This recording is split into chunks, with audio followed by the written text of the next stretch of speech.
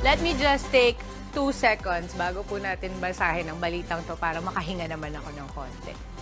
Hindi pa rin po makapaniwala mga netizens sa pasabog nila Catherine at Daniel na hiwalay na sila kahapon. Pati mga kapwa po nila artista, kagaya ko, ay apektado rin. Nasa frontline po ng balitang to si MJ Marcor. Single ka, di ba? Paramdam mo sa mga... Hiwalayan ng taon na kung ituring ng mga netizen ang panggulat na breakup nila Catherine Bernardo at Daniel Padilla. Nagtrending pa online ang hiwalayan ng Katniel sa dami ng fans na napareact.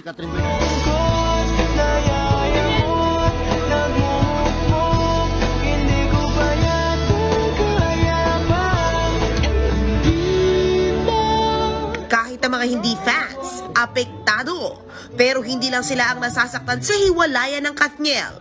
Pati ang kasamahan nila sa showbiz, grabe ang lungkot sa nangyari. Sina Sue Ramirez, Angelica Panganiban, Lovely Abella at Sofia Andres, yakap na mahigpit ang comment sa post ni Kath. Pati si Melay Cantiveros, Rufa Gutierrez at Alora Sasam, nagpahayag ng suporta at pagmamahal para sa dalawa. Nagpost na rin si Mama Carla Estrada ng picture kasama ang Katniel na may caption na "We love you both."